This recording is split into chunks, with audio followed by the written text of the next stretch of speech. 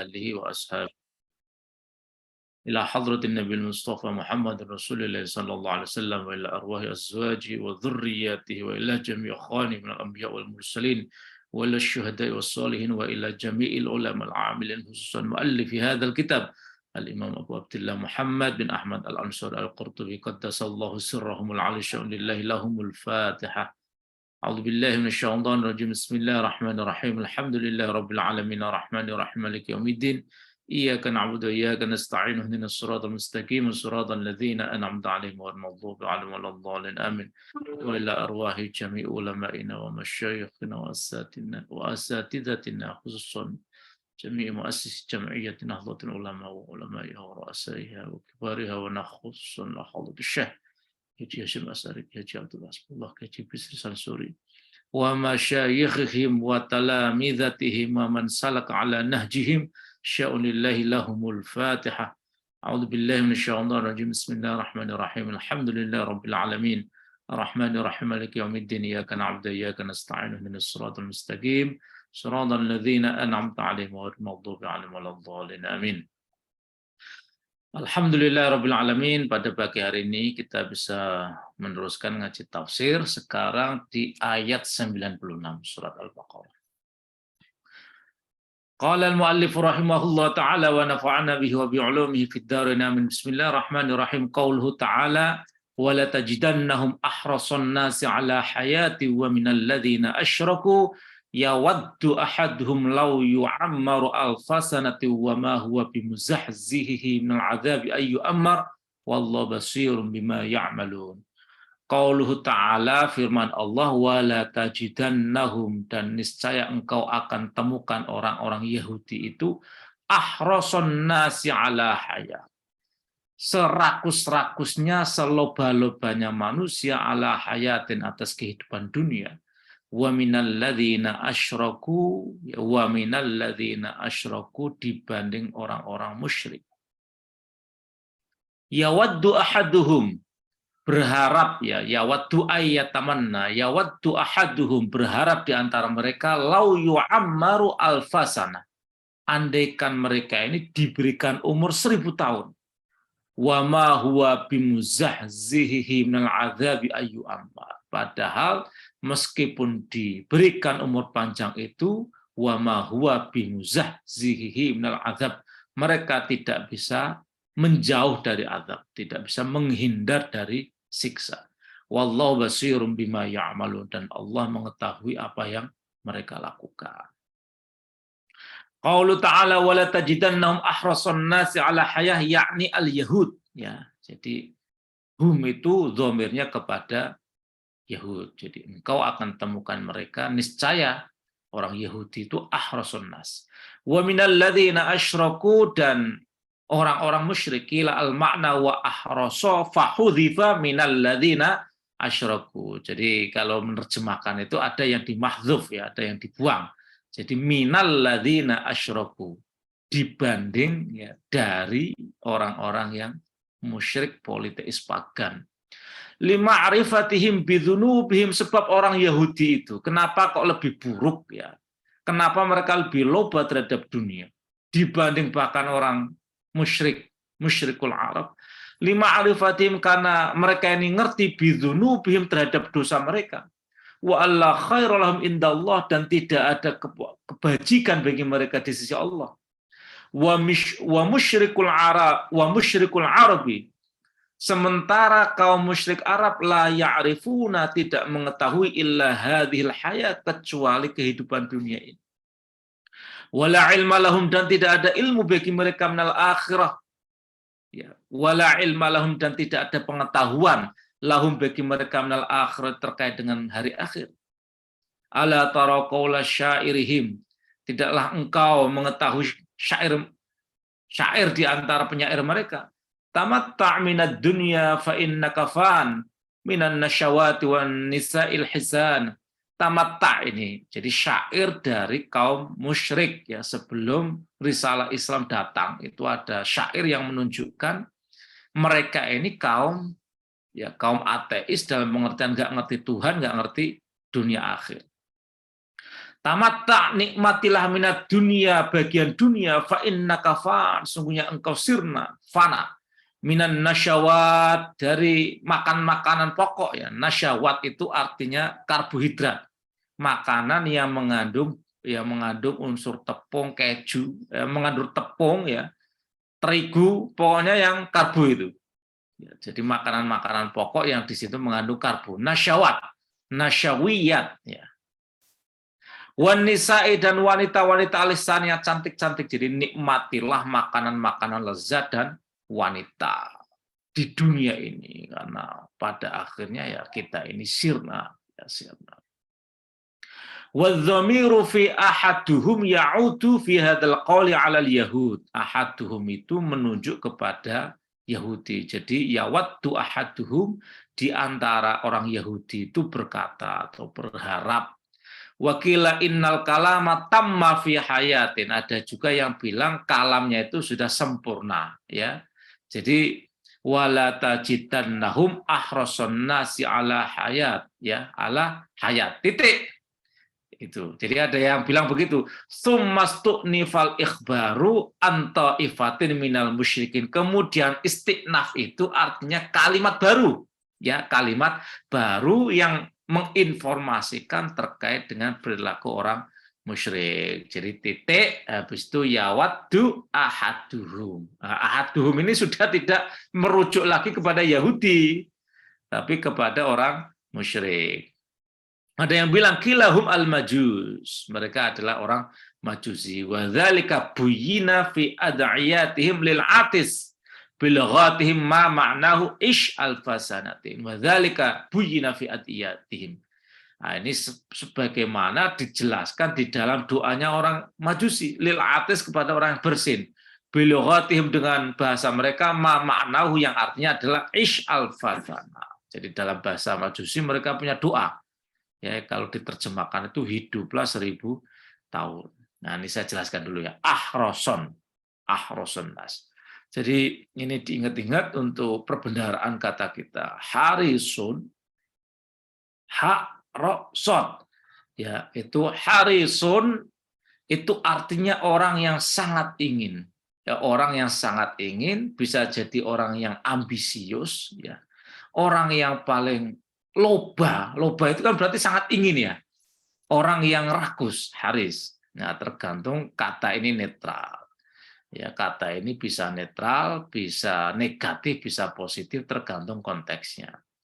Maka kalau dinisbatkan ya, di dalam isim fa'ilnya itu harisun, itu pernah digunakan untuk memuji sifat Rasulullah.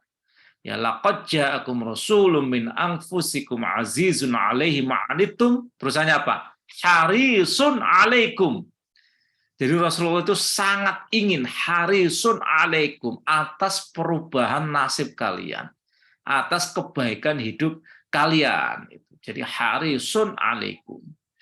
Itu kalau di syair-syair di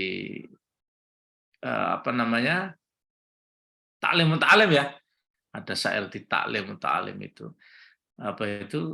Hirsun ya, hirsun itu loba.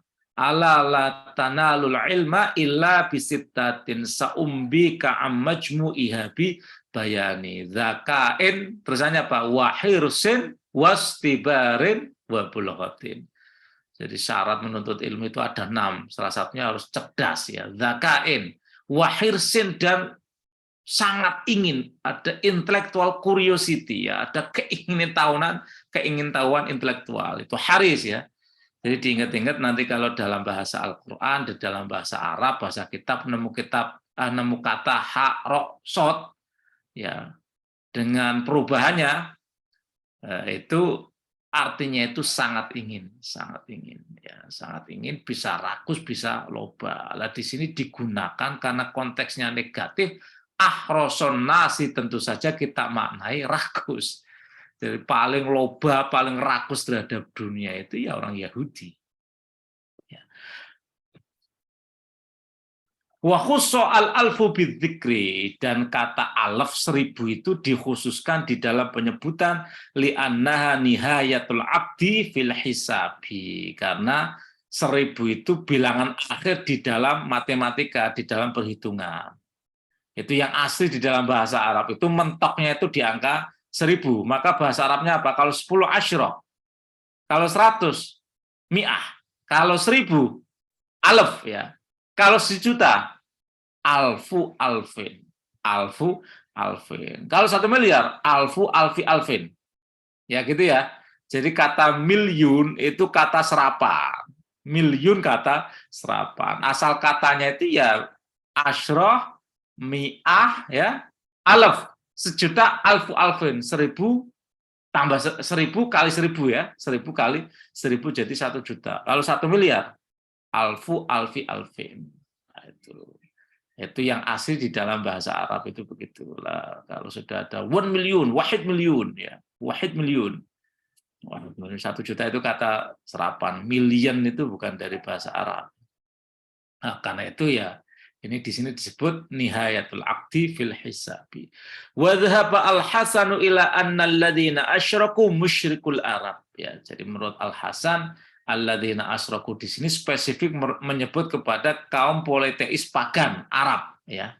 Jadi tidak semua dicakup di dalam kata minal ladzina asyraku. Karena ini ya ini yang oleh ya para ahli fikih itu seringkali ditaksis bahwa kalau di situ ada musyrik, yang dimaksudkan adalah musyrikul Arab atau kufaru Makkah ya, kufaru Makkah. Jadi addresnya bukan seluruh ya non muslim pada saat risalah itu diturunkan, tapi khususnya adalah musyrikul Arab. Sehingga kayak Imam Syafi'i itu membedakan musyrikul Arab dengan yang non Arab. Sebab apa? Musyrikul Arab itu orang yang memusuhi Nabi, ya, orang yang memusuhi Nabi. Jadi disampaikan kepada mereka risalah, kemudian agresif, ya, menentang dengan cara yang agresif dan bahkan menyakiti, ya, menyakiti Nabi. Sementara musyrik di tempat lain itu tidak tersambung dengan risalah Nabi, sehingga tentu saja treatmentnya beda. Nah, sehingga yang disebut dengan kafir harbi, ya, kafir harbi pada saat itu ya musyrikul Arab, musyrikul Arab.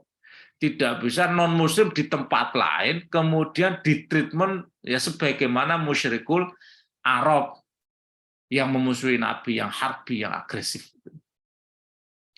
Khusu bidzalika li'annahum la yu'minuna bil ba'tsi. Mereka dikhususkan karena tidak percaya terhadap hari kebangkitan. Fahum yatamannawna tulal umri. Mereka berharap bisa panjang umur. Kalau orang tidak percaya hari akhirat kan ingin hidup abadi, ingin hidup selama-lamanya di dunia.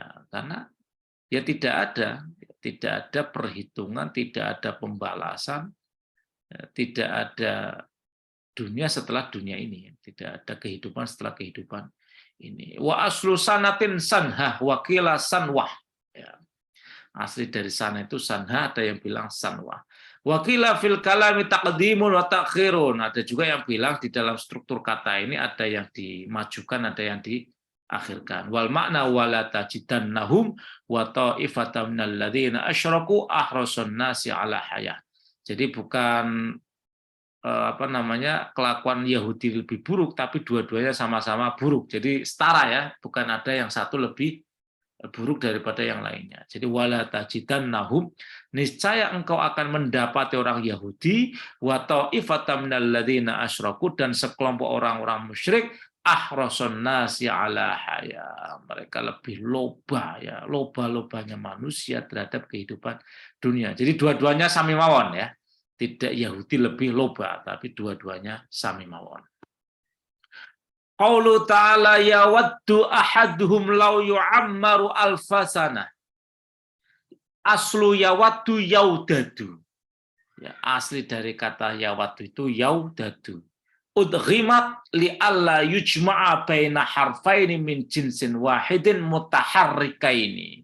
Diidghamkan agar dua huruf sejenis itu dua-duanya berharokat, karena kalau itu terjadi dalam tradisi Arab itu namanya berat ya, thaqal ya, thaqal. Jadi harus ditahfif, jangan ditathqil tapi harus ditahfif sehingga diidghamkan. kan huruf keduanya dimasukkan ke huruf yang pertama. Wa qulibat harokatud dal yang alal wawi, dan harokat dalnya diubah ya, diubah ke dalam wawu. Liyadulla dzalika ala annahu yaf'alu, sehingga menunjukkan wazannya itu wazan yaf'alu. Jadi wadada yau dadu. Wadada asalnya ya wadada yau dadu. Nah ini karena dua huruf, dua dalnya itu diringkes jadi satu. Jadi wadda yawaddu. Ada juga yang baca wadda yawidu ya. Nah, kalau wadda yawaddu berarti waditu. Ada juga yang wadattu gitu ya. Wa haka al-kisai wadattu fa yajuzu ala hadza yawiddu bi kasril wawi. Ya, kalau yang wadattu berarti wadda yawiddu ya, wadda yawiddu. Kalau wadda ada juga yang yawaddu berarti wadat waditu ya, waditu. Wa makna yawaddu ayatamanna, maknanya yawaddu adalah yatamanna, mereka berharap ya, mereka senang dan berharap. Qaulu ta'ala wa ma huwa bimuzahzihihi minal adzabi ayu ammar. Ikhtalafan nuhat, para ahli gramatika bahasa Arab itu berbeda pendapat fi huwa, terkait dengan kedudukan huwa. Fakila, ada yang bilang huwa dhamirul ahadil mutaqaddim. Huwa ini merujuk kepada dhamir dari kalimat sebelumnya. At-takdir, maka kalau ditakdirkan, diperkirakan, ma ahaduhum bimuzahzihihi. Jadi huwa itu merujuk kepada ahaduhum ya. Ma ahaduhum bimuzahzihihi. Wa khobarul ibtida'i fil majrur. Khobarnya itu ba itu wa ma huwa bimuzahzihihi. Kalau dimaknai begini, wa ma huwa lan ora ana utawi ahadum iku bimuzahzihihi, iso menghindari sapa huwa, sapa ahad gitu ya. Ayu ammar fa'ilun bimuzahzih ya, sementara yu ammar itu menjadi fa'ilnya. Wa qalat firqah, sekelompok ahli tafsir berkata, huwa dhamirut ta'mir. Huwa ini merujuk kepada at-ta'mir ya. Wa takdir, maka takdirnya begini, wa mat ta'miru bimuzahzihi, usia panjang itu tidak membuat mereka terhindar dari azab. Wal khobaru fil majrur, khobarnya itu di kalimat jar tadi itu. Ayu ammar badalun minat ta'mir ala hadzal qaul. Ayu ammar itu badal dari ta'mir. Wa haqa at-Tabari an firqah annaha qalat huwa imad. Ya, menurut At-Tabari huwanya itu imad. Imad itu kalimatul fasli ya, kalimat jeda.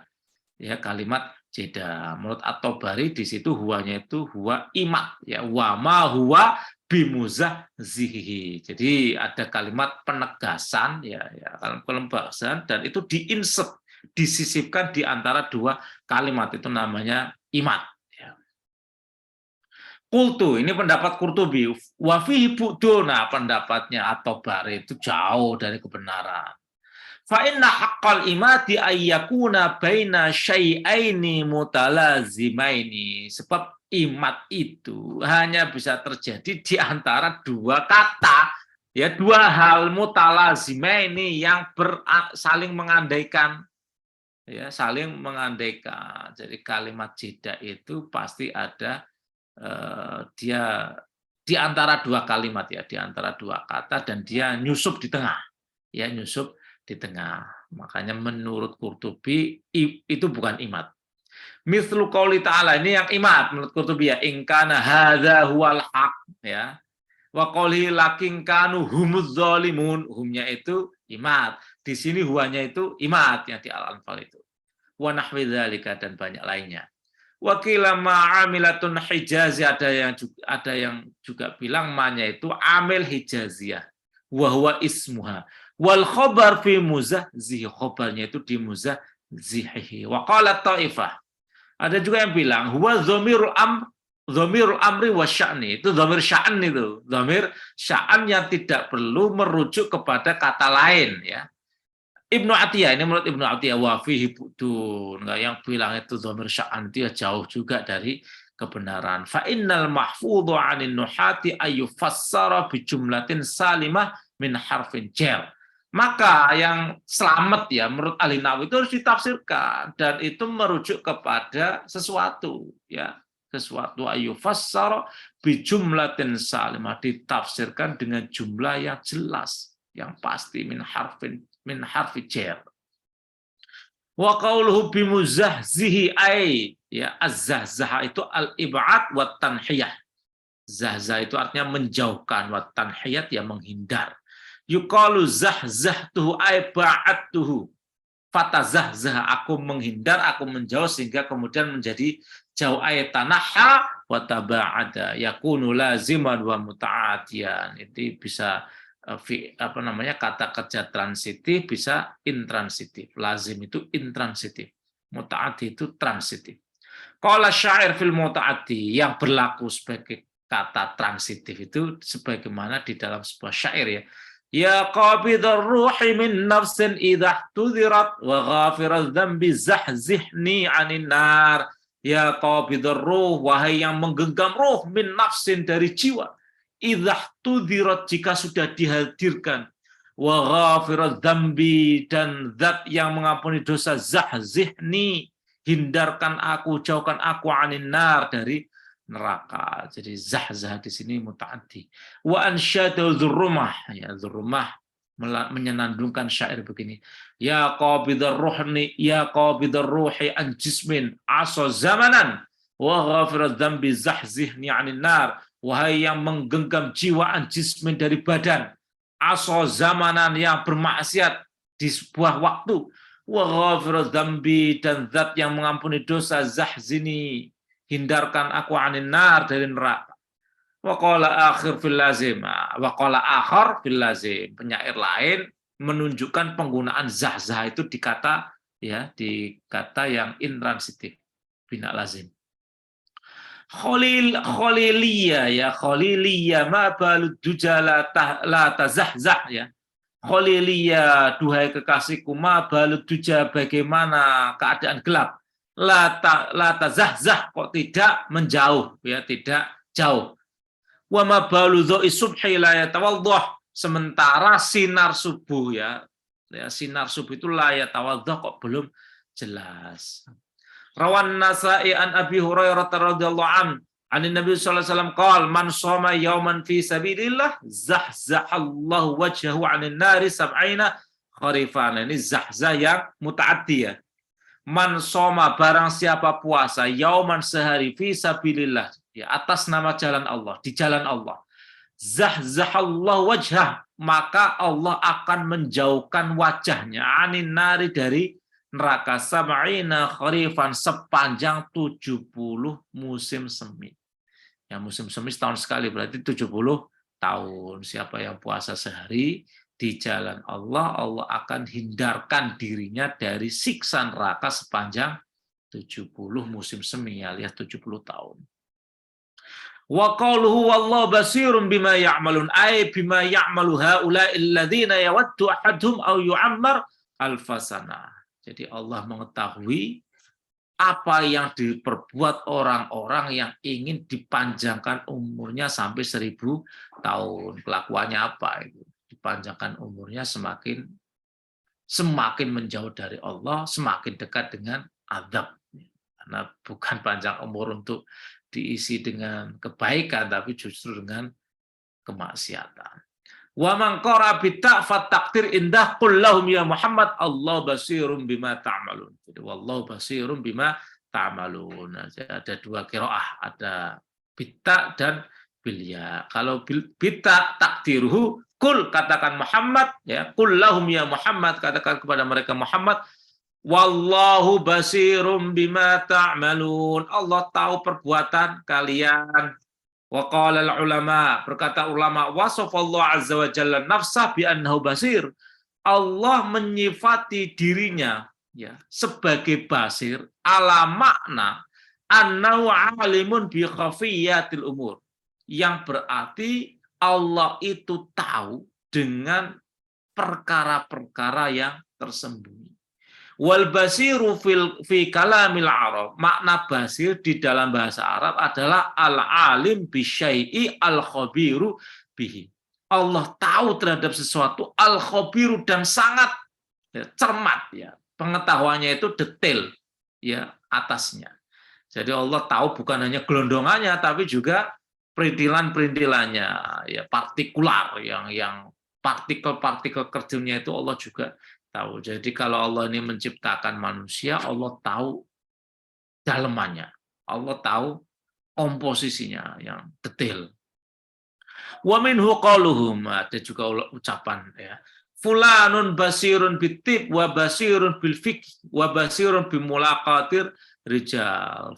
Fulanun basirun bitib, berarti alimun bitib, seseorang itu mengetahui ilmu kedokteran. Wa basirun bil fiqh, ya, mengetahui berarti alim, ya, alim dengan ilmu fikih. Wa basirun bimulaqatir rijal, dan tahu alim tentang ilmu pergaulan manusia. Mulaqah itu ya, perjumpaan, pergaulan. Qala fa in tas'aluni bin nisa'i fa innani basirun bi adwa'in nisa'i tabibu. Nah, ini contohnya basirun di sini, ini alimun ya. Fa in tas'aluni, jika kalian bertanya kepadaku bin nisa'i, tentang sifat wanita, fa innani, maka sungguhnya aku basirun, tahu, biadwain nisa'i, ya, terkait dengan obat-obatnya wanita, tobibu, ya, seperti dokternya. Jadi basirun tobibu biadwain nisa'i, ya, aku ini ibarat dokter yang mengetahui, ya, obat-obat untuk perempuan, ya. Jadi kalau kalian tanya tentang sifat-sifat perempuan, ya saya tahu obatnya untuk perempuan itu apa, itu obatnya istri kalau lagi marah itu apa, itu saya tahu, kata syair ya. Kalau istri ngambek, saya tahu obatnya. Kalau istri puri, ya saya tahu obatnya. Kalau sedang ngomel terus, ya itu juga ada obatnya. Itu jangan sampai salah obat, ngomel terus kok obatnya malah didebat, ya, malah tambah nggak jelas kan. Nggak keluar, ya, harus dibawa ke mall, diajak shopping, ya, itu obatnya itu. Kira-kira begitu syair ini. Qala al-Khattabi al-basir al-alim wal basir al-mubsir. Al-basir itu maknanya bisa alim, bisa maknanya itu al-mubsir, yang memberikan penglihatan, ya, yang memberikan penglihatan. Wa qila wasafa ta'ala nafsuhu bi annahu basir ala makna jailul asya al-mubsirah zawati ibsor. Allah menjadikan sesuatu yang bisa melihat itu, ya, zawati ibsor, memiliki penglihatan. Jadi manusia dikasih mata, kemudian manusianya bisa melihat. Sehingga Allah itu basir, maha memberikan penglihatan. Ay mudrikatan lil mubsorot, ya, memberikan indera, ya, untuk bisa melihat barang-barang yang bisa dilihat. Bima khalaqalaha minal alatil mudrikah wal quwwah, karena Allah itu memberikan cara atau wasilah atau alat atau tools untuk melihat, ya, dikasih mata itu fungsinya adalah mudrik, ya, dia itu untuk melihat, wal quwwah, dan kekuatan. Fallahu basirum bi ibadi ajailu ibadihi mubsirin, Allah menjadikan hamba-hambanya itu bisa melihat. Qauluhu ta'ala, firman Allah, qul man kana aduwwan li Jibril fa innahu nazzalahu ala qalbika bi idznillah musaddiqan lima baina yadayhi wa hudaw wa busyra lil mu'minin. Qul, katakan Muhammad, man kana, barang siapa, aduwwan li Jibril, memusuhi Jibril, fa innahu, maka sesungguhnya Jibril itu nazzalahu ala qalbik, telah menurunkan Al-Quran kepada hatimu biiznillah, dengan izin Allah. Musaddiqon, yang membenarkan lima baina yadaihi, terhadap kitab yang turun sebelumnya. Wahudan, dan sebagai petunjuk. Wa busyra, dan sebagai kabar gembira lil mu'minin, untuk orang-orang mukmin. Sababun nuzul ya annal yahuda qalul nabi. Asbabun nuzul ayat ini adalah orang Yahudi berkata kepada Nabi sallallahu alaihi wasallam, innahu laisa nabiyyun minal anbiya, Muhammad itu bukan di antara para nabi, illa ya'tihi malakun, kecuali memang Muhammad itu didatangi malaikat, minal malaikati, di antara malaikat, min indi rabbih, ya, di sisi Tuhannya, birrisalati, dengan membawa risalah, wabil wahyi, dan membawa wahyu. Muhammad itu bukan nabi, kecuali memang dia membawa, ya, membawa bukti bahwa dia itu menerima risalah dan wahyu yang disampaikan oleh malaikat. Kemudian mereka bertanya kepada Nabi, "Faman sahibuka hatta nutabi'aka?" Maka siapalah sahabatmu itu wahai Muhammad, hatta nutabi'aka, sehingga kami ini harus mengikutimu. Maka siapa temanmu? Ya, teman di sini maksudnya adalah siapa malaikat yang mendatangimu. Qala, Nabi Muhammad menjawab, Jibril. Temanku adalah Jibril. Dia yang menjadi utusan antara aku dengan Allah. Qalu, orang Yahudi berkata, "Dzaka alladzi yunzilu bil harb wa bil qital." Wah, kalau Jibril itu dia bukan pembawa wahyu. Dia itu membawa titah untuk perang, membawa berita untuk mengeksekusi, ya, mengeksekusi orang-orang kafir. Dzaka aduna, Jibril itu musuh kami, kata orang Yahudi. Nah, laukulta, kalau engkau berkata Mikail alladzi, laukulta, jika engkau Muhammad berkata Mikail alladzi, ya, yungzilu bil kitri wa bir rahmah taba'naka. Andai kata sahabatmu itu adalah Mikail alladzi yungzilu bil kitri, yang menurunkan hujan, wa bir rahmati, dan menurunkan rahmat, taba'naka, maka kami bersedia untuk mengikutimu. Fa'anzalallahu al-ayah ila qawlihi lil kafirin. Kemudian turunlah ayat ini hingga ayat lil kafirin. Akhrajat Tirmidzi. Wa qawlu ta'ala fa innahu nazzalu ala qalbika, adz-dhamir fi innahu yahtamilu ma'nain. Jadi innahu di sini dhamirnya merujuk kepada kemungkinannya itu dua makna. Yang pertama merujuknya fa innahu mongko stuhune, ya. Stuhune Allah, ya, sesungguhnya Allah, fa innallaha nazzala Jibril ala qalbika, sesungguhnya Allah menurunkan Jibril kepada hatimu. Jadi Allah mengutus Jibril kepada hatimu. Yang kedua, fa inna Jibril nazala bil Qur'ani ala qalbika. Jibril menurunkan Al-Qur'an ke hatimu.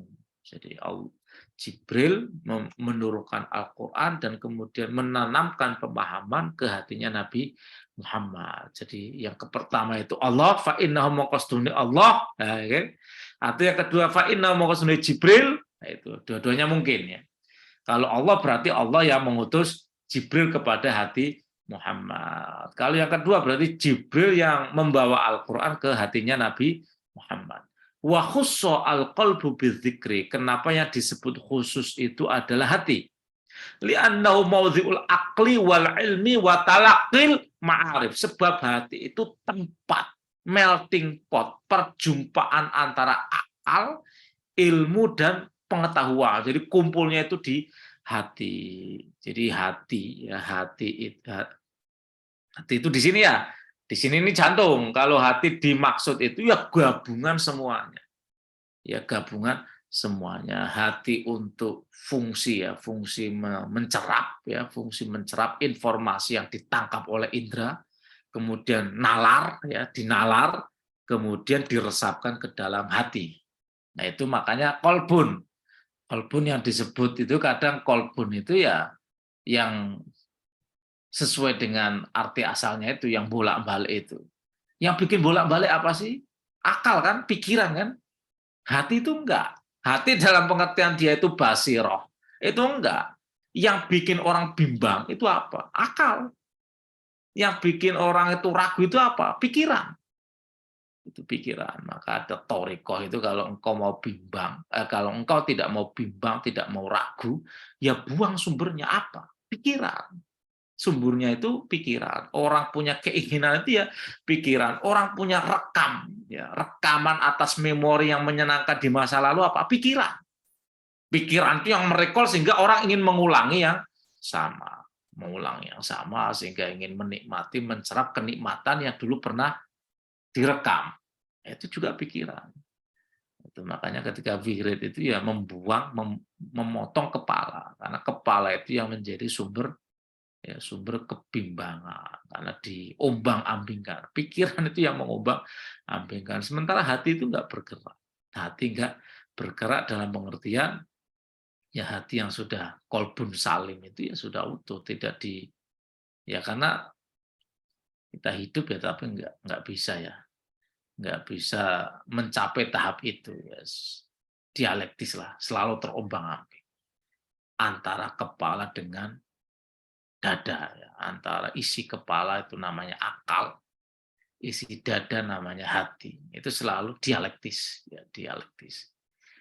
Tapi yang bikin tenang itu kita dengan cara mengakrabi hati. Itu makanya disebut ala bidzikrillahi tatmainnul qulub. Jadi masing-masing itu punya konsumsinya. Konsumsi akal, ilmu, pengetahuan. Ya, konsumsi akal itu ilmu, pengetahuan. Konsumsi hati, dia yang mendudukkan keseluruhan yang dicerap oleh mata, dinalar oleh akal, kemudian menjadi kemantapan, itu namanya hati. Lah hati yang masih bimbang, itu yang belum kolbun salim. Jadi hati yang masih was-was, masih gampang diombang-ambingkan, masih ragu, itu refleksi atau pantulan dari akal yang juga masih bimbang, masih ragu. Jadi kalau ilmu itu pasti bimbang, nggak ada ilmu yang tidak datang dengan kebimbangan, dan sumbernya itu ya akal, pikiran. Itu makanya Imam Ghazali itu pernah mengalami pergulatan, ya, pergumulan. Jadi ketika beliau menjadi filsuf itu ya metodenya itu metode syak, metode kesangsian. Beliau menyaksikan semua hal, menyaksikan fungsi mata yang bisa melihat. Jangan-jangan tipuan. Jangan-jangan yang saya lihat itu adalah tipuan. Buktinya apa? Mata itu tidak bisa menembus dimensi-dimensi yang terbatas. Misalnya begitu saya melihat ya sesuatu kemudian terhalang, ya objek itu terhalang oleh mata kita, sehingga kita menganggap objek yang terhalang oleh sesuatu itu tidak ada, padahal tetap ada. Sesuatu misalnya di belakang tabir tidak terlihat, kemudian kita simpulkan tidak ada, kan berarti mata itu sifatnya terbatas dan menipu. Ya, sering dicontohkan juga kalau kita celupkan ya apa namanya sedotan atau sendok ya, kemudian bengkok di penglihatan mata kita. Apakah betul sedotan dan sendoknya itu bengkok? Ya enggak, itu tipuan. Sehingga beliau setelah menjadi filsuf ya nulis membantah belajar logika. Ya, mengcounter para filsuf peripatetik itu dengan kitabnya Tahafutul Falasifah, dengan kitabnya itu Maqasidul Falasifah. Jadi beliau itu pernah menjadi filsuf yang menggunakan akal itu sebagai piranti untuk menemukan kebenaran. Tapi ujungnya apa? Akal ini yang bikin gamal. Sehingga beliau menempuh jalur sufi lah itu. Jadi menata hati ala bidzikrillahi tatmainnul qulub. Nah, biasanya wali-wali yang terkenal ya, wali-wali yang terkenal itu yang menempuh jalur sufi itu. Tapi kalau wali jalur ilmu itu biasanya ya terkenalnya sebagai ulamanya saja, bukan sebagai aulia. Nah, itu kayak Imam Syafi'i itu. Saya itu dulu kadang ditanya oleh abah saya itu. Ya, ketika orang itu mengagung-agungkan Syekh Abdul Qadir Jilani. Lid, menurut kamu, nah, menurut kamu itu Syekh Abdul Qadir sama Imam Syafi'i itu derajatnya tinggi mana? Bingung saya jawabnya. Kok yang disebut sebagai Sultanul Aulia itu Syekh Abdul Qadir? Iya, bah, itu memang masing-masing punya jalur. Cuma yang terkenal di kalangan dunia sufi itu wali dari jalur thariqah. Nah, sementara yang dari jalur ulama ya dianggap ulama saja. Nah, Imam Syafi'i punya jawaban. Imam Syafi'i itu pernah bilang begini. Jadi kalau kamu menganggap ulama itu bukan wali, maka nggak ada wali di dunia ini. Ya, tidak ada wali di dunia ini kalau engkau menganggap para ulama itu bukan wali. Mereka itu menyampaikan ilmunya Allah. Dan Allah itu menyifati dirinya yang pertama. Itu dengan alim. Ya, dengan alim. Maka iqra bismi rabbikal ladzi khalaq, khalaqal insana min 'alaq. Iqra wa rabbukal akram. Alladzi 'allama bil qalam. Makanya cerita di surat awal Al-Baqarah ya sama. Menonjol sekali kan. Wa 'allama Adamal asma'a kullaha. Jadi fungsi transfer ilmu, transfer ilmu. Nah, sehingga kalau kita ya misalnya menyebut Syekh Abdul Qadir Jilani atau Imam Abdul Hasan Asy'adzili itu sebagai Sultanul Aulia, itu pasti dalam pengertian limitatif. Jadi bukan menjadi raja dari seluruh wali. Jadi raja dari dunia wali dari jalur sufi ya, dari jalur sufi. Wabil khusus aliran Qadiriyah. Nah, jadi presiden sufi di masanya dan untuk urusan tertentu ya, tidak semua urusan. Tidak semua urusan. Kalau Sultanul Ulama ya tentu saja ya para a'immatul madzhab itu. Ya para a'immatul madzhab itu ya presidennya ilmuwan lah, presidennya ilmuwan. Itu. Jadi presiden tidak presiden dunia dan ukhra ya, tidak semua periode, tapi presiden pada saatnya ya, presiden pada masanya dan presiden untuk komunitasnya, untuk komunitasnya. Nah, itu dulu itu saya nggak bisa jawab itu. Orang kok mengagung-agungkan Syekh Abdul Qadir. Kalau ada masalah wasilahnya ke Syekh Abdul Qadir. Manakibnya dibaca. Membaca manakib. Habis itu selawat naria gitu loh. Yaitu memang Sultanul Aulia untuk jalurnya, untuk komunitasnya, untuk masanya. Untuk masanya. Ya artinya tidak, misalnya kan beliau ini kan juga bermadhab. Beliau misalnya Sultan ya, Sultanul Aulia. Beliau bermadhab enggak? Bermadhab beliau. Madhabnya madhab Hambali ya. Jadi Syekh Abdul Qadir Al-Jilani itu madhabnya Hambali. Itu yang disebut oleh Hadratus Syekh di dalam kitab Risalah Ahlussunnah wal Jamaah. Ada juga yang bilang madhabnya itu Syafi'i. Tapi yang di Tabaqatus Syafi'iyah itu enggak ada. Ya setahu saya enggak ada. Jadi makanya menurut Imam Tajuddin As-Subki dan itu disebut oleh Hadratus Syekh madhabnya Hambali. Nah, kita ini madhab Syafi'i tetapi idolanya dalam bidang tasawuf itu Syekh Abdul Qadir Jilani yang madhabnya Hambali. Ya nggak apa-apa karena beda urusan kan. Kalau dalam fikih ikut Syafi'i, dalam tasawuf Syekh Abdul Qadir nggak ada masalah. Padahal beliau madhabnya Hambali, nggak ada masalah. Beda qadiyah ya, beda urusan. Qauluhu ta'ala biiznillah ay biiradatihi wa ilmihi. Jadi Allah menurunkan Jibril membawa wahyu kepada Nabi itu biiradatihi. Ya atas iradahnya wa ilmihi dan pengetahuannya. Jadi ini membantah ya teori yang mengatakan Jibril itu salah alamat. Ya. Jibril salah alamat. Itu yang Syiah Ghulat itu. Ya udah nggak ada sih ya, udah nggak ada. Ada yang Ghulat saking ekstrimnya mencintai Sayyidina Ali sampai bilang Jibril itu salah alamat. Ya. Jibril salah alamat. Mestinya berdasarkan perintah Tuhan itu disuruh ngasih wahyu ke Ali. Kok keliru ke Muhammad? Nah, yang firqah begini ini Syiah yang begini ini sudah kafir. Ya sudah kafir. Tapi yang sekedar ya menurut kita sekedar kalau ekstrimnya itu ekstrim tauhid ya. Sekedar menganggap Ali lebih utama ketimbang Abu Bakar, ketimbang Umar, ketimbang Utsman, atau bahkan mencaci maki selain Ali, itu ya bagi kita itu tidak sampai kafir, tapi hanya fasik. Kalau mencaci maki Nabi Muhammad, kafir, otomatis langsung kafir. Tapi kalau mencaci maki sahabat hanya fasik, ya hanya fasik. Kalau itu menjadi keyakinan teologinya ya berarti fasiknya permanen. Fasiknya permanen. Jadi Allah mengutus Jibril untuk ngasih wahyu ke Nabi Muhammad itu ya biiradatihi wa ilmihi, ya. Tidak pernah salah alamat, ya tidak pernah salah alamat. Karena apa ya, desainnya Jibril, desainnya malaikat itu ya hanya ya jadi juru ini aja, juru pos saja, kurir itu. Jadi nggak mungkin dia itu punya aspirasi lain kemudian menggok misalnya belok, ini nggak mungkin. Ya kurir yang sepenuhnya itu ya mematuhi perintah Allah dan tidak mendurhakai, tidak mungkin selingkuh lah, tidak mungkin. Musaddiqal lima baina yadayhi yakni at-Taurah, ya membenarkan kitab sebelumnya yaitu Taurat.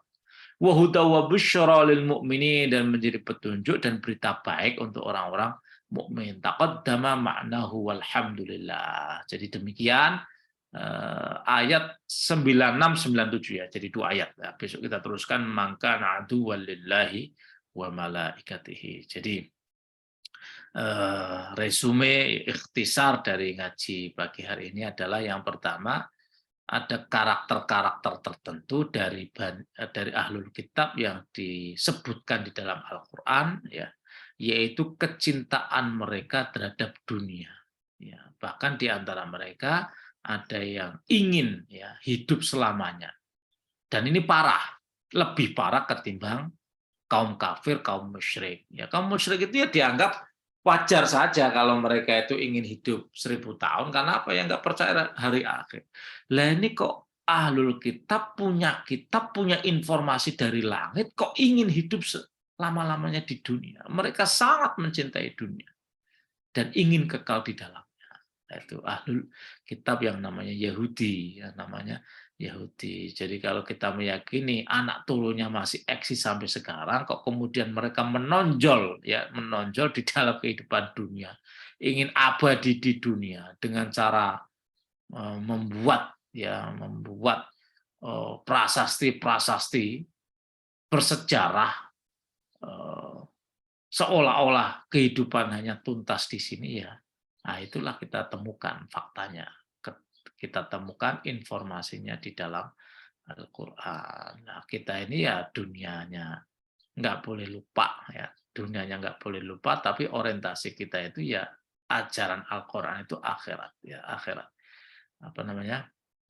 Khairul laka minal ula. Jadi akhirat itu khairun, lebih baik laka bagi kalian, ya, minal ula, daripada kehidupan dunia.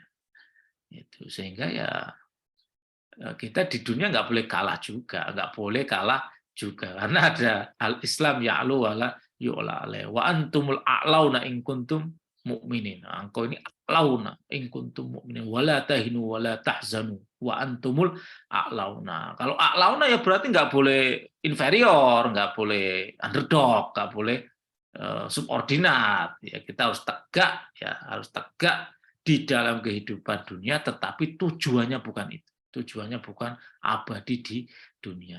Nah, dunia itu kita kelola, kita kembangkan agar syariat itu bisa kita laksanakan. Ya, syariat kita laksanakan. Kita mencari harta agar bisa apa? Agar bisa melaksanakan firman Allah, ya bani Adam, khudzu zinatakum inda kulli masjid. Agar kita bisa menghadap Tuhan dengan pantas, dengan busana terbaik. Yaitu syaratnya harus punya uang. Harus punya uang. Wa anfiqu mimma razaqnakum min qabli ayyatiya ahadakumul maut. Ya, misalnya engkau infak, ya, sebelum maut menjemput. Lah bisa infak itu kalau punya uang. Kalau bisa dermawan itu kalau punya harta. Itu. Nah, itulah sehingga meskipun kita misalnya ya orientasinya ukhrawi, tetapi tidak boleh salah pengertian terkait zuhud, ya. Zuhud itu bukan membelakangi dunia tapi menghadapi dunia, tapi puasa statusnya itu. Statusnya itu ya puasa. Dunia di hadapan kita, ada pecel, ada rawon, ada sate, kan di hadapan kita di siang hari. Tapi nggak kita makan, nggak kita makan. Ada dunia, tapi kita tidak ta'alluq terhadap dunia. Nah, itulah ini apa elaborasi dari wala tajidannahum ahrasun nasi ala hayati wa minal ladzina asyraku yawaddu ahaduhum law yu'ammaru alfasana. Jadi nggak usah berharap usia panjang sampai usianya itu nggak ada isinya kecuali justru malah menjauhkan dari Allah. Jadi kalau panjang umur itu ya harus disertai dengan permohonan berkah. Usianya itu usia yang apa namanya ya diisi dengan kebaikan-kebaikan, bukan tambah panjang umur, tambah sakit-sakitan, tambah maksiat, itu malah mengakumulasi keburukannya. Allah taala alam bisawab. Demikian Bapak sekalian, mudah-mudahan ngaji pagi hari ini berkah, ya, manfaat untuk kita semua. Amin, amin, amin. Mari kita tutup kalau nggak ada feedback. Ada sedikit, Gus. Silakan. Kurang jelas saya selama ini tentang fatrah itu, Gus. Oh. Ya, fatrah itu kan apa namanya adanya tidak adanya nabi, Rasul yang memberikan itu kan selama ini yang untuk rahmatan lil alamin kan hanya Nabi Muhammad SAW itu. Kalau selama sebelumnya kan masih untuk masing-masing, berarti fatrah itu hanya khusus untuk kalangan mereka, Gus. Jadi tidak untuk semua. Artinya kalau selama ini keturunan Bani Israel sejak Nabi khususnya Nabi Ibrahim itu kan agak fatrahnya agak lama ya kalau di apa namanya di Mekah Madinah. Tapi kalau yang lain itu kan fatrah hanya untuk itu tok ya, nun sewu ini. Jadi saya kadang-kadang agak bingung ini. Kalau ketika ada apa namanya di Madinah itu ada dari Nabi Isa ke Rasulullah Muhammad SAW itu kan hanya berlaku untuk kalangan apa Yahudi saja begitu. Karena Nabi hanya untuk kalangan mereka. Bagaimana untuk dengan yang lain? Saya kira itu yang pertama Kak membingungkan saya selama ini. Assalamualaikum warahmatullahi wabarakatuh. Waalaikumsalam warahmatullahi wabarakatuh. Ya, ayyamul fatrah, ya masa jeda kenabian, itu maksudnya adalah masa di mana jarak antar nabi dengan nabi lainnya itu punya rentang waktu sehingga kemudian ajaran nabi dan pengikutnya yang masih otentik itu sudah mulai kabur dan belum ada kitab baru yang merevisi, yang memberikan petunjuk terkait dengan status ajaran Nabi sebelumnya. Itu namanya ayyamul fatrah. Gampangnya begini, jarak Nabi Isa dengan Nabi Muhammad berapa tahun? 500 tahunan lah. 600 tahun. 600 tahunan. Tahun, karena Rasulullah diangkat menjadi Rasul tahun 610 Hijriah. Nabi Isa, ini ada dua kaul ya. Nabi Isa itu dianggap juga nabinya Bani Israel. Nabi Isa itu dianggap nabinya Bani Israel. Jadi Nabi Isa itu ada jalur kepada Israel. Ya. Nabi Isa bin Maryam, Maryam bin Imran ya. Nah itu nanti ada jalurnya itu konon sampai Bani Israel. Yang kedua, ada kaul dan ini pendapatnya Imam Qurtubi. Nabi Isa itu bukan Nabi Bani Israel. Nabi Bani Israel terakhir itu Musa. Itu kata Imam Qurtubi. Buktinya apa? Coba baca di surat As-Saff. Itu ada dua redaksi yang berbeda. Ya, ada dua redaksi yang berbeda yang disampaikan Nabi Musa kepada kaumnya dan yang disampaikan Isa kepada kaumnya. Kalau Musa, redaksinya gimana di surat As-Saff itu?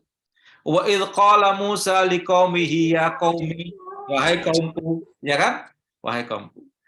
Tapi kalau Nabi Isa, wa idh qala Isa bin Maryam ya bani Israila inni rasulullah ilaikum. Jadi jauh, wahai Bani Israel.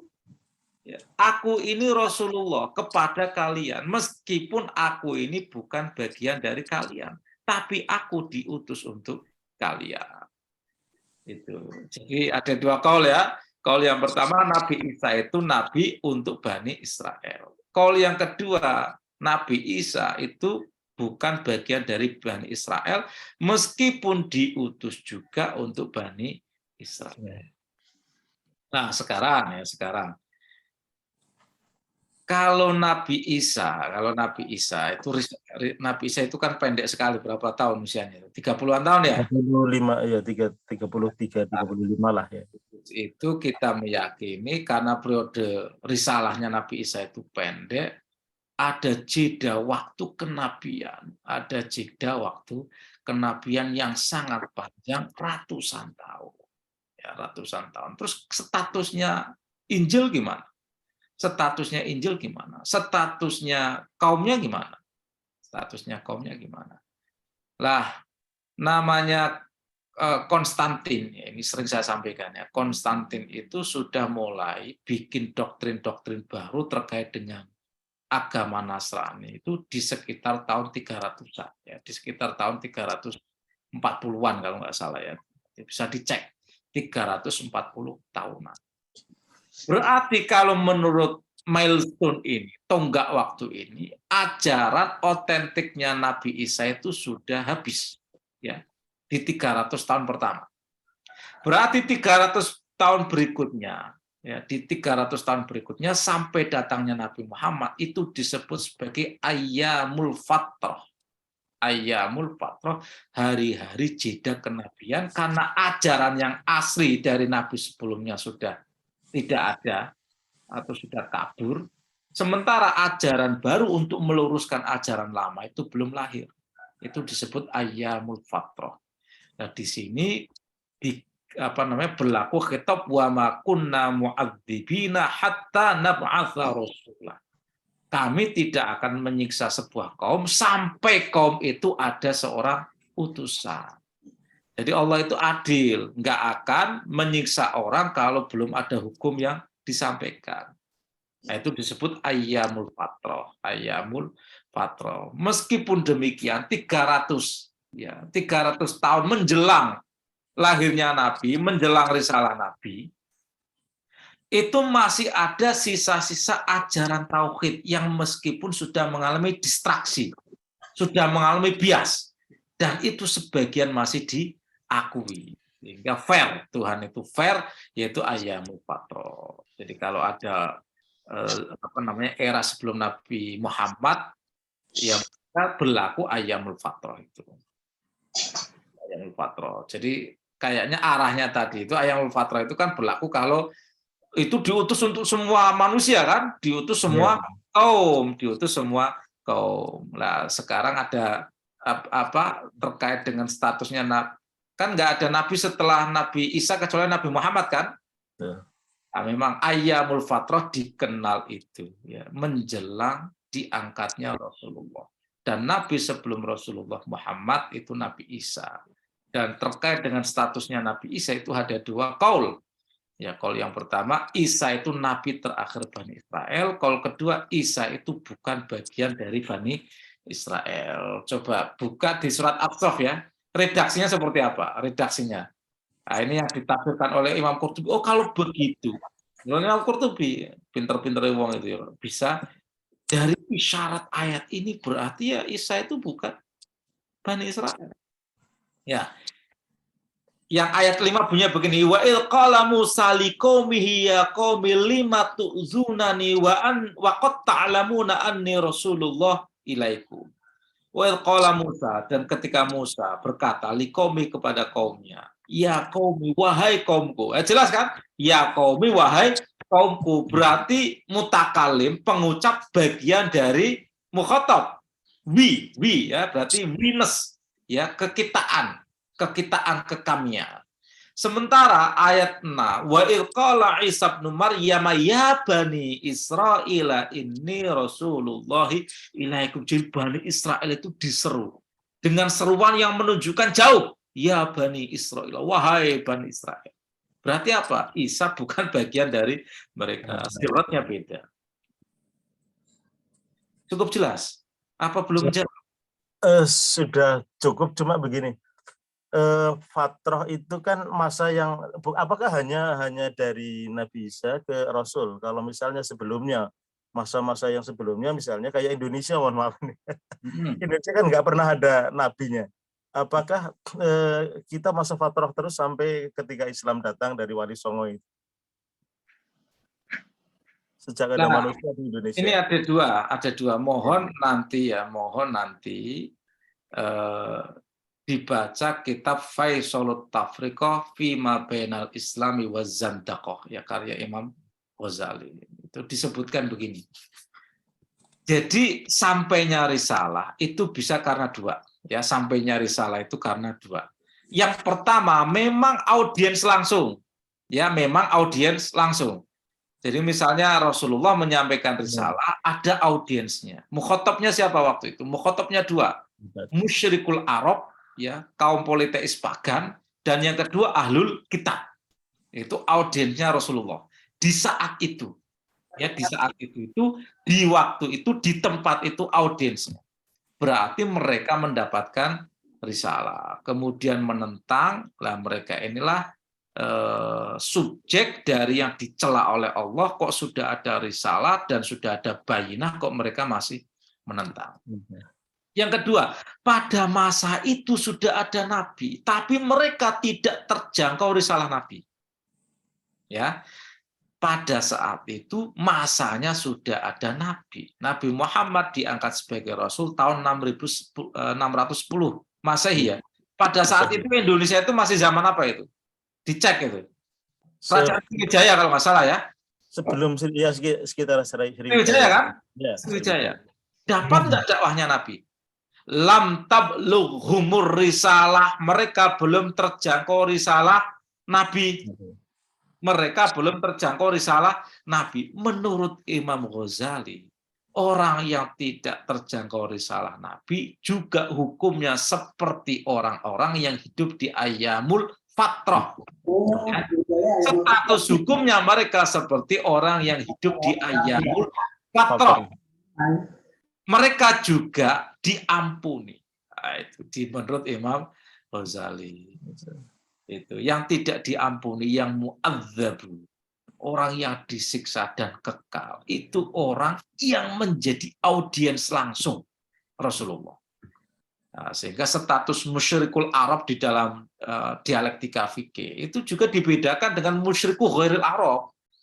Itu ada nggak orang musyrik pada saat Nabi menyampaikan risalah? Ya banyak di dunia lain, di belahan dunia lain banyak orang politeis kan, tapi mereka tidak langsung menjadi audiens jadi dari risalah Nabi, sehingga statusnya itu beda.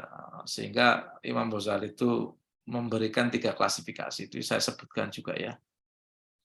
Ada yang al-mu'adzabun, orang yang disiksa, ya, ada yang halikun, ya, orang yang celaka selama-lamanya, ada yang an-najun. Kalau al-mu'adzabun itu, ya, al-mu'adzabun orang yang disiksa karena dosanya.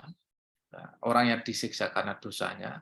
Dosa itu bisa jadi karena dia lakukan tanpa ilmu bahwa itu dosa, ya.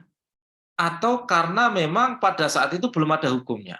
Jadi dia melakukan dosa, ya perbuatan jelek, menyakiti manusia, dia melakukan kezaliman, itu dosa. Dan sifatnya itu al-mu'adzabun, ya. Al-mu'adzabun itu ya kalau Allah mau nanti pada akhirnya itu diampuni. Kalau Allah mau, faman syaa fayaghfiru liman yasha wa yu'adzibu man yasha. Ya, al-halikun ini menurut Imam Ghazali seperti Fir'aun, seperti Abu Lahab, seperti Abu Jahal, itu al-halikun. Jadi kalau khalidina fiha, ya khalidina fiha itu audiensnya spesifik. Audiensnya spesifik, yaitu audiens langsung menentang, agresif, menghalang-halangi, menghambat. Kalau yang ikut-ikutan saja itu dibedakan kok oleh Al-Quran, ya enggak? Ya ayat sebelumnya apa itu? Ayat sebelumnya itu kan membeda-bedakan antara aktor intelektual dengan follower, kan dibedakan kan? Kalau follower itu ya di ayat sebelumnya itu wa minan nas wa minhum apa ini? Saya lupa. Ya Allah, kan ini kalau ayat sebelumnya itu loh, orang yang mengubah ayat itu loh. Orang yang mengubah ayat dengan tangannya, dengan wa minhum ummiyuna. Ini wa minhum ummiyuna la ya'lamunal kitaba illa amaniya wa inhum illa yadhunnun. Ummi itu orang yang ikut-ikutan. La ya'lamunal kitaba illa amaniya. Enggak ngerti kitab. Hanya duga-duga saja mereka. Oh, kayaknya sesuai agamanya ini, kalau sesuai ajaran langit ini, ya menduga-duga saja. Tapi ada sebagian orang yang tahu dan kemudian mengubah. Beda nggak follower dengan komandan, ya komandan Sambo sama siapa namanya Elizar, itu beda nggak hukumnya? Mestinya beda. Aktor intelektual dengan eksekutor beda. Antara pimpinan dengan pengikut hukumnya beda. Pasti beda. Nah, ada yang merekayasa agama, ada yang ikut-ikutan hasil rekayasa agama, itu pasti beda. Kalau yang ikut-ikutan disiksa gara-gara dia melakukan sesuatu yang tidak berdasarkan ilmunya. Kalau yang ini tahu tapi kemudian tidak mengamalkannya, jadi tetap beda. Ya, dua-duanya kena pasal. Yang kedua yang follower wala taqfu ma laisa laka bihi ilmun. Orang yang menyebarkan hoax sebagai produsen hoax beda nggak dengan follower yang ikut-ikutan karena hanya sentimen. Semangat ya, modal semangat tapi kurang ilmu. Beda statusnya itu. Tapi dua-duanya ya ada hukumannya, ada pasalnya. Orang yang nyebarin hoax karena modal semangat kurang ilmu itu dihukum karena wala taqfu ma laisa laka bihi ilmun. Ada yang memang perancang, dia aktor intelektual, tujuannya menciptakan chaos, pasti hukumannya beda. Itulah fairness-nya ajaran agama, fairness-nya para ulama.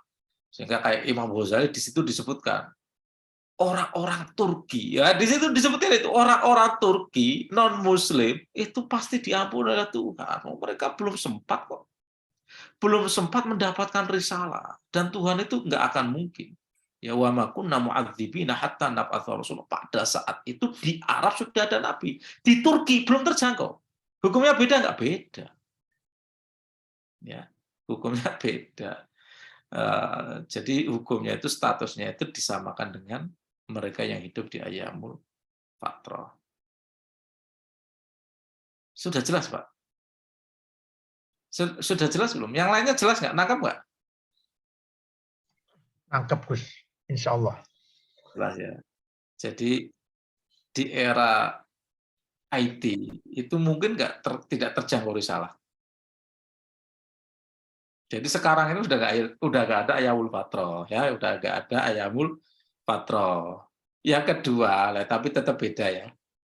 Kalau kita kiaskan dengan pendapat Imam Ghazali, ya ada sampai risalah, tapi versinya sudah terdistorsi. Itu juga hukumnya beda. Risalah nyampe, Islam nyampe, tapi dalam versi yang sudah terdistorsi. Misalnya orang-orang Yaman, ya, misalnya orang-orang Syam lah, orang-orang Syam yang agak jauh itu orang-orang Syam, biladi Syam. Itu datang informasi tentang Muhammad, tetapi dalam versi yang sudah mengalami distorsi. Jadi sudah korban hoaks lah, kira-kira begitu. Muhammad itu tukang tipu, Muhammad itu nabi palsu, kira-kira begitu. Muhammad itu tukang sihir. Nah, versi yang diajarkan sejak kecil itu begitu, sehingga yang tertanam di dalam mindsetnya Islam itu agama buat-buatan Muhammad. Dan sekarang mayoritas Nasrani meyakini seperti itu. Meyakini seperti itu. Jadi Muhammad, kenapa kita nggak percaya Nabi Muhammad? Tanya itu kalau punya teman-teman Kristen. Ya karena dia itu ya ngarang-ngarang agama. Buktinya apa? Nggak ada di dalam kitab kami. Tidak ada di dalam kitab kami sebutan Muhammad. Menurut keyakinan mereka. Sementara menurut keyakinan kita, Muhammad ada di dalam kitab Taurat dan Injil. Tapi informasi tentang Muhammad digunting. Jadi kalau bahasa gampangnya ya, Nasrani sekarang itu juga banyak korban hoak, ya korban hoak terkait dengan statusnya Nabi Muhammad. Itu yang disebut apa namanya oleh siapa namanya Ka'bul Ahbar ya, Allamani abi at-Taurata illa sifran wahidan fa idza mata abi fatahtuhu ya. Kana yudkhiluhu kana yahtimhu wa yudkhiluhu sundu, dimasukkan, dibungkus, disegel, dimasukkan ke dalam kotak. Ketika bapakku mati, aku buka, isinya tentang Muhammad. Ya, mauluduhu bi Makkah wa hijratuhu bi Taubah atau bil Madinah wa mulkuhu bisyam. Ya, wa mulkuhu bisyam. Jadi kayak Ka'bul Ahbar itu juga nyari bukti otentiknya dulu nih, nyari bukti otentik. Dia tahu informasi tentang Muhammad, tapi kok wa mulkuhu bisyam, kerajaannya itu sampai Syam. Jadi dia termasuk telat Islamnya itu. Karena ada satu bukti yang belum empirik ya, belum teruji secara fakta. Ini Muhammad benar lahirnya di Mekah, hijrahnya di Madinah. Kekuasaannya menjangkau Syam. Padahal pada saat Rasulullah meninggal, sudah mencakup Syam belum? Belum. Baru menjangkau Syam itu di era Sayyidina Umar. Nah, itu setelah, oh ya benar berarti wa mulkuhu bisyam. Dakwah Islam menjangkau Syam. Ya sekarang Syam itu ya Palestina, Yordania itu masuk bilatus Syam. Suriah ya. Suriah, Yordania, Palestina. Demikian cukup ya saya kira penjelasan dari saya. Ada yang lain nggak? Ya udah, oke kita tutup. Rabbi fangfa'na bibarakatihim wahdinal husna bihurmatihim wa amitna